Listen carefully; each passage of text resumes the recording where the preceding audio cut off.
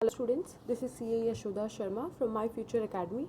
और आज है हमारा last day of chapter number 1 introduction to partnership. Continue with the illustrations. Illustration 11 तक हमने प्रीवियस वीडियो में कर लिया है, तो आज हम कंटिन्यू करते हैं इलस्ट्रेशन 12 के साथ। अगर थोड़ा सा स्किन ब्लर है तो मैं क्वेश्चन रीड कर रही हूँ। Sharda and Jamna are the partner of a firm. Their capital as on 1st April 2016 was 30,000 and 40,000 respectively. हम पूरा क्वेश्चन रीड करेंगे, पहले पूरा क्वेश्चन डिटेल में समझेंगे कि क्या क्वेश्चन है, उसके बाद will jump to the answer. ठीक है, तो यहाँ पर अभी हमें क्या दिया है, दो पार्टनर है S and J, that is Sharda and Jamuna. तो S and J are the partners जिनका हमें ओपनिंग कैपिटल दे रखा है 30,000 and 40,000। Okay, during the year, Sharda has withdrawn rupees 6,000 on 1st April 2016, while Jamna rupees 8,000 on 1st Jan 2017. The provision of partnership deed are as follows.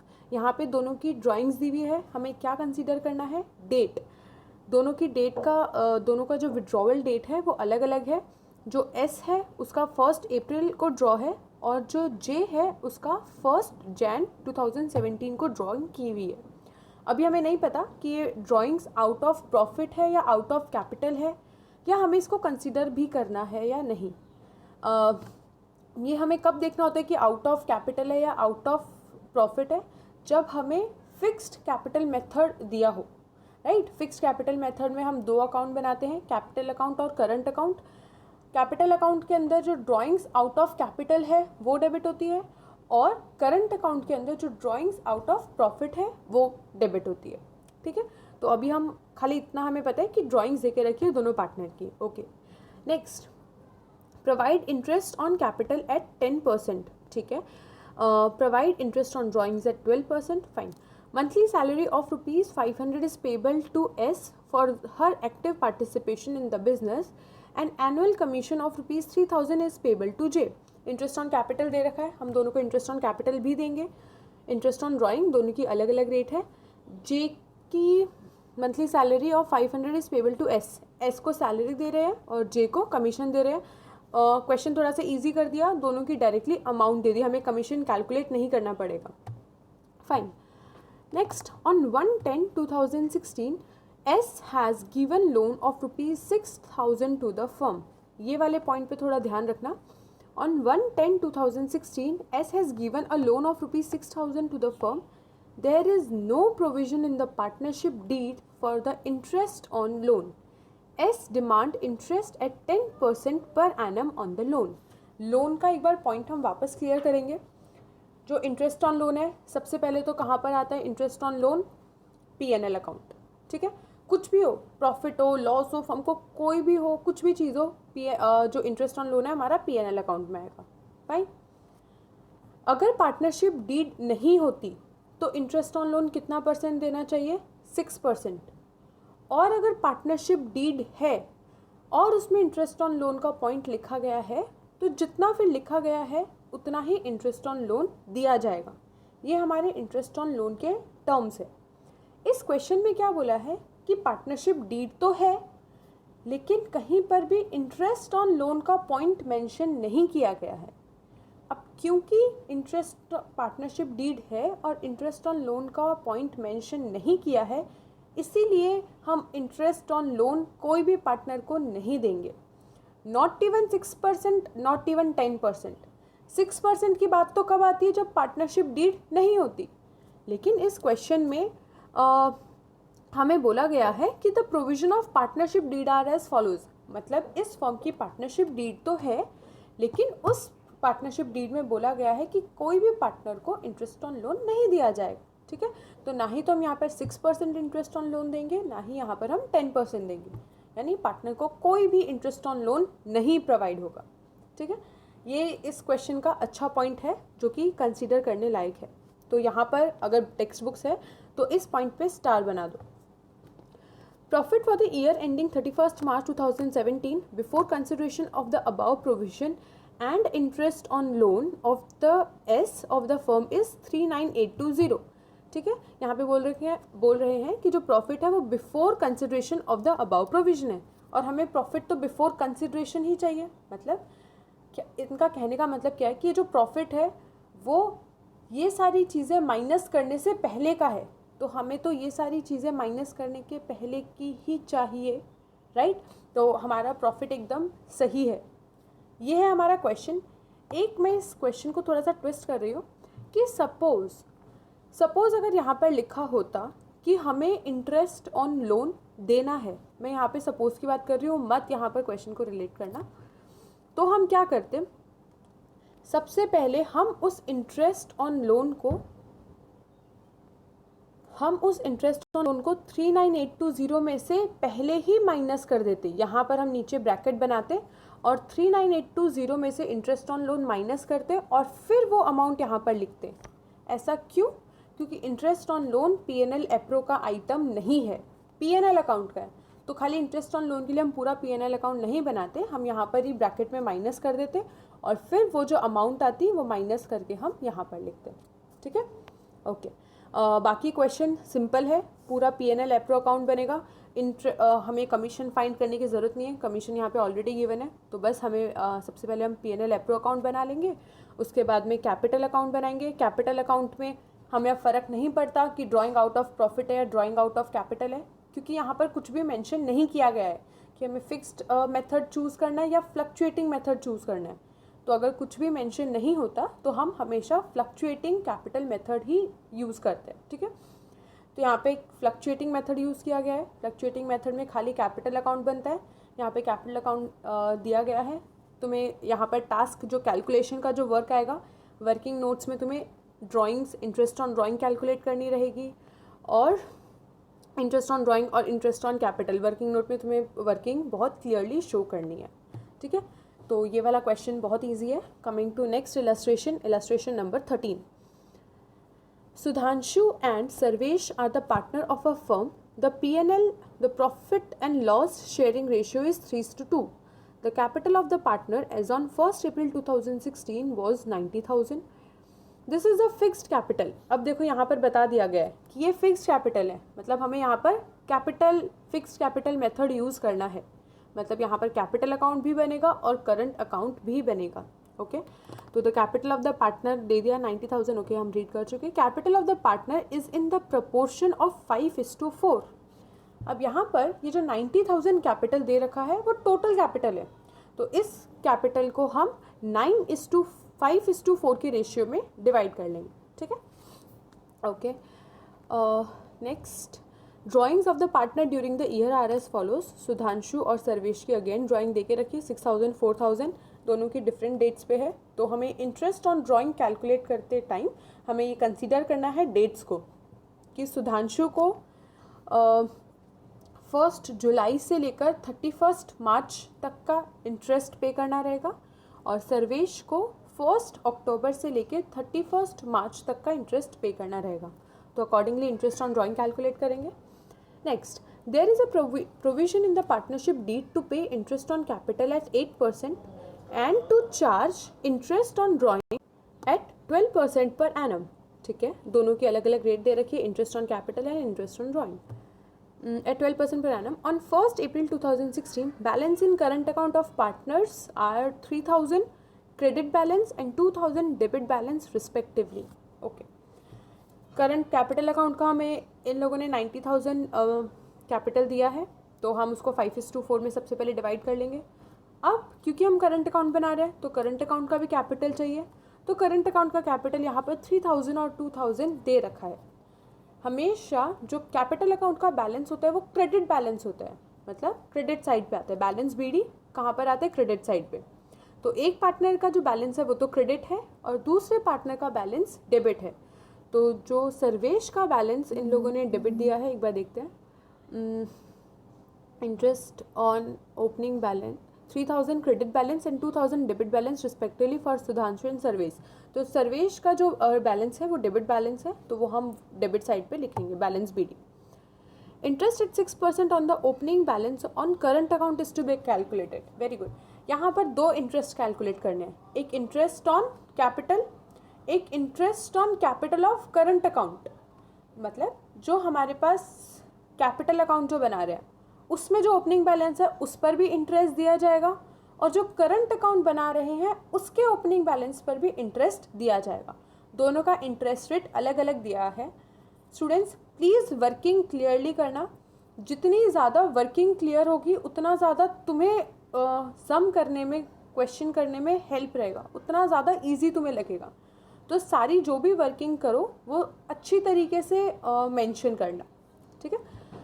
Current account का यहाँ पे हमें दे रखा है इंटरेस्ट 6%, ठीक है। Sudhanshu is to be paid 5% commission on profit after deduction of his commission from the profit. Very easy.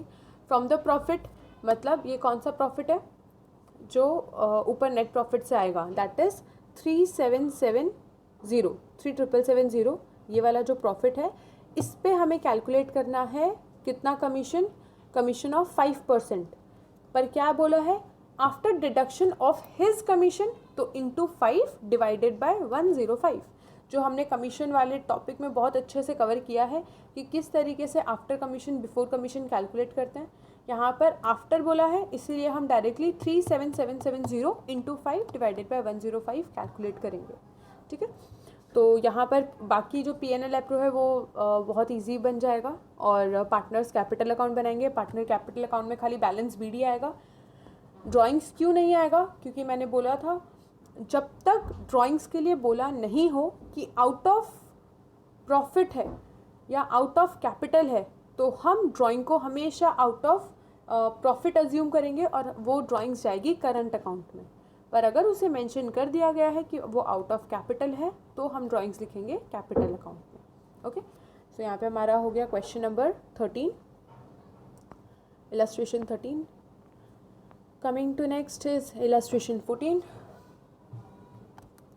Saksham, Samarth and Shrey are the partner of the firm. Their capital on 1st April 2016 was 1,60,000 and 40,000. As per partnership deed, provide interest on capital, ठीक है।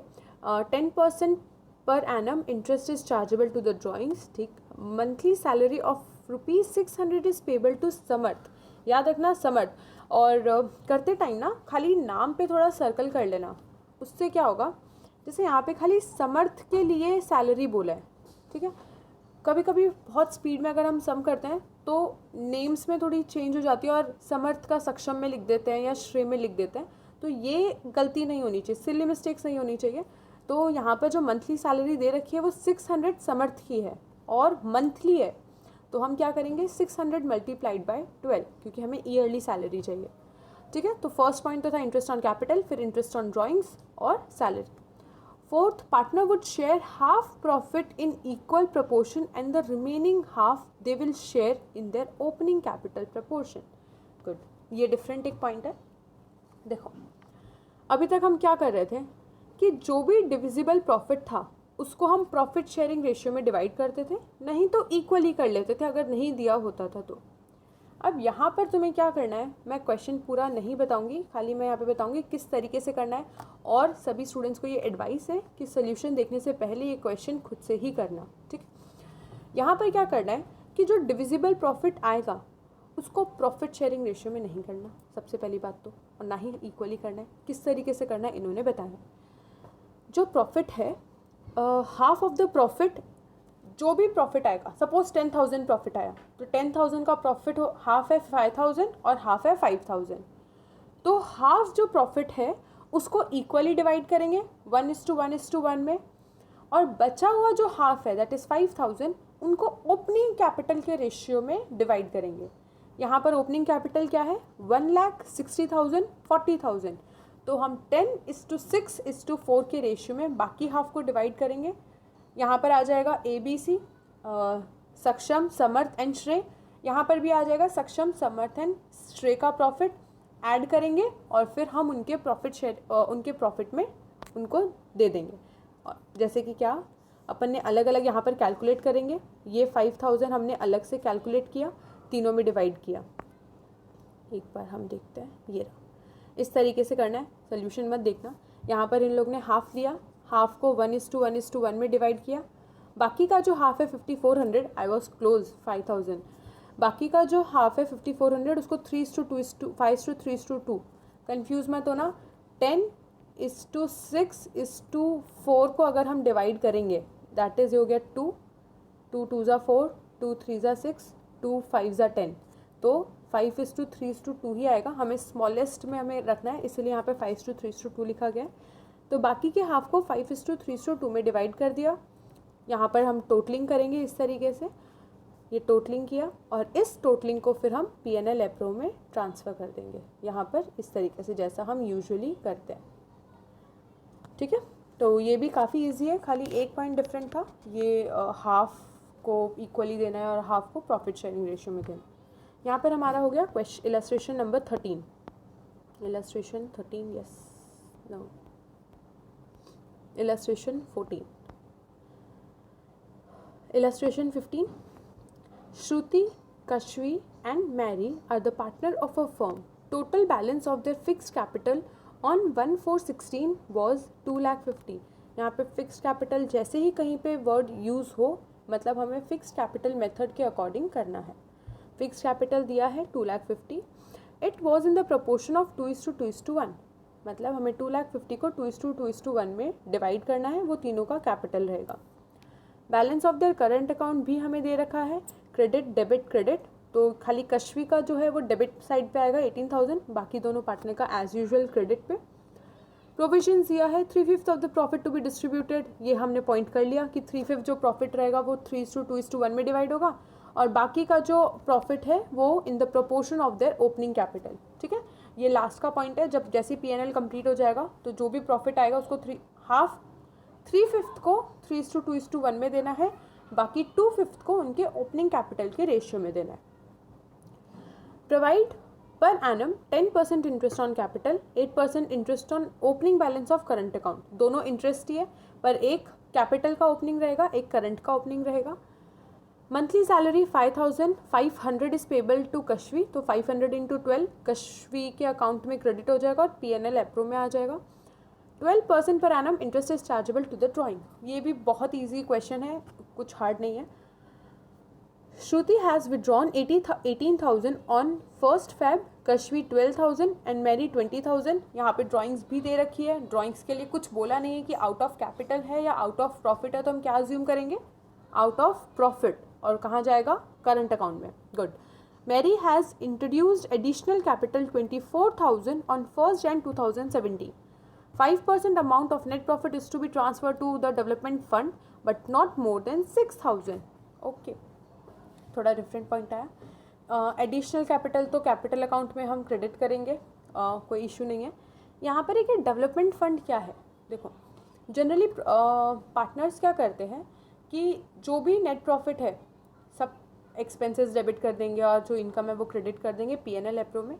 उसके बाद जो net amount आया, example जैसे profit है 5,000, interest on capital है 3,000, ठीक है, तो 5 - 3 2,000। अब बोल रहे हैं कि इस 2,000 में से 1,000 जो पार्टनर्स है वो डेवलपमेंट फंड के लिए रखेंगे, तो क्या होगा, बस P&L एप्रो में हम डेबिट साइड पे डेवलपमेंट फंड करके 1,000 ट्रांसफ़र कर देंगे और बाकी का जो 1,000 है वो P&L पार्टनर्स में डिवाइड हो जाएगा। ठीक है, तो ये एक फ़ंड होता है जो कि हम अलग से रखते हैं। डेवलपमेंट फ़ंड कैपिटल अकाउंट में किसी की भी पार्टनर्स में क्रेडिट नहीं होगा। जो डेवलपमेंट फ़ंड हमें P&L एप्रो में दिख रहा है वो बैलेंस शीट में एज ए लायबिलिटी शो होगा। ठीक है, डेवलपमेंट फ़ंड एक जनरल रिजर्व्स की तरह ही है। पार्टनर्स या तो डेवलपमेंट फ़ंड एक अलग से स्पेसिफिक फ़ंड रखते हैं या फिर जनरल रिजर्व रखते हैं। अगर यहाँ पे होता है कि जनरल रिजर्व रख रहे हैं तो हम सेम करते, प्रॉफिट में से सारे एक्सपेंस माइनस करते, इनकम प्लस करते, जो डिफरेंस आता उसका कोई परसेंट जनरल रिजर्व में ट्रांसफ़र करते। कैपिटल अकाउंट में वो जनरल रिजर्व कोई भी पार्टनर में नहीं जाता, जनरल रिजर्व फिर जाएगा बैलेंस शीट में लायबिलिटी साइड। ठीक है, और सेम यहाँ पर भी हम डेवलपमेंट फंड के लिए करेंगे। पर क्या कहा गया है, 5% of the net profit, 5% not more than 6,000। तो अगर तुम्हारी अमाउंट 6,000 से ज़्यादा की आ रही है, सपोज 6,500, तो भी हम कितना रखेंगे, 6,000। पर अगर तुम्हारी अमाउंट सपोज 5,500 आ रही है तो हम क्या अमाउंट लेंगे, 5,500, क्योंकि क्या कहा गया है, डेवलपमेंट फंड में जाएगा एक 5%, बट नॉट मोर देन 6,000, मतलब मैक्सिमम हम 6,000 ही ट्रांसफ़र कर सकते हैं. Next, then after 10% commission of net profit is payable on Mary.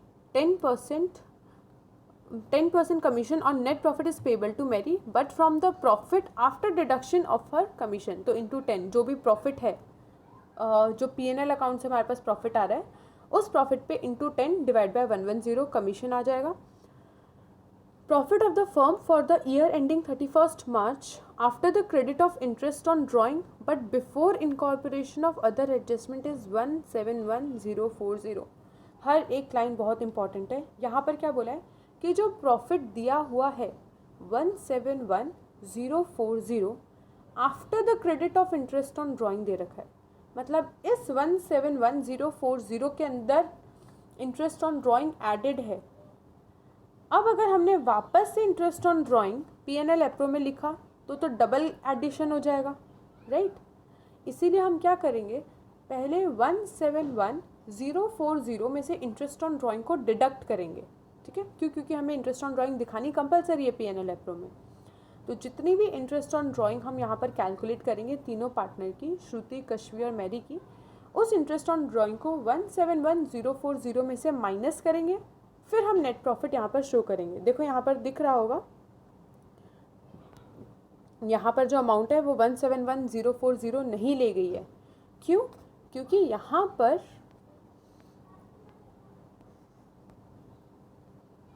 देखो 171,040 में से 2040 क्या है, टोटल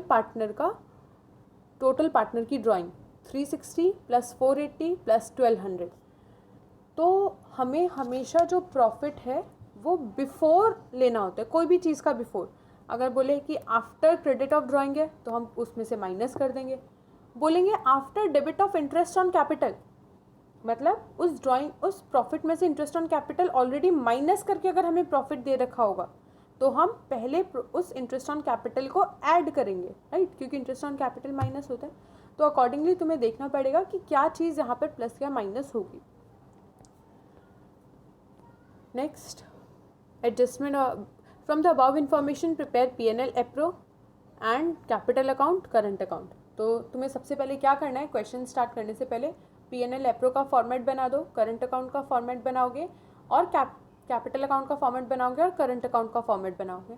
फॉर्मेट बनने के बाद फिर थोड़ी स्पेस छोड़ के नोट्स बनाओगे. ठीक है, ऐसा नहीं होना चाहिए P&L एप्रो के बाद भी तुम नोट्स कुछ कैलकुलेशन कर रखा है, कैपिटल अकाउंट के बाद भी कैलकुलेशन कर रखा है. नहीं, अपने अकॉर्डिंग थोड़ा सा ज़्यादा स्पेस लेके तीनों अकाउंट्स बनेंगे, फिर नोट्स बनेंगे. फिर जो भी कैलकुलेशन होगी बुक के एंडिंग में नहीं करने हैं, सारी कैलकुलेशंस वहीं पर होगी नोट्स के अंदर. जितनी ज़्यादा कैलकुलेशन दिखेगी उतना ज़्यादा स्कोरिंग रहता है, उतना ज़्यादा मार्क्स मिलने के वो रहते हैं कि कहीं, और हमें भी समझ में आता है कि हमने क्या क्या कैलकुलेशन किया है, कहाँ पर मिस्टेक हो सकती है. अगर हमें ऐसा लगे तो हम सारी चीज़ टैली कर सकते हैं. ठीक है, तो कैलकुलेशंस के लिए अलग से तुम्हें पेज रखना है. यहाँ पर हो गया हमारा इलस्ट्रेशन नंबर 5, इलस्ट्रेशन 15 यहाँ पर हो गया. लास्ट है इलस्ट्रेशन नंबर 16 जो अगेन तुम्हारा होमवर्क रहेगा. इलस्ट्रेशन नंबर 16 खुद से एक बार क्वेश्चन रीड करोगे, पहले पूरा क्वेश्चन रीड करोगे, पूरा माइंड मैपिंग करोगे कि हाँ इस क्वेश्चन में क्या क्या करना है, क्या क्या नहीं करना, किस तरीके से कैलकुलेशन होगा. पूरी पहले माइंड मैपिंग होगी, उसके बाद फिर अपना पेन चलाना स्टार्ट करना. एक ये होमवर्क है, उसके बाद एक लास्ट जो 10th वाला भी क्वेश्चन होमवर्क देना बाकी था, एक 10th क्वेश्चन भी होमवर्क है. जो भी डाउट्स वगैरह रहेंगे कमेंट्स में लिखना या फिर ग्रुप में मैसेज करना. ये सारे डाउट्स का एक Q&A सेशन होगा जो कि मैं नेक्स्ट वीडियो में कंटिन्यू करूँगी.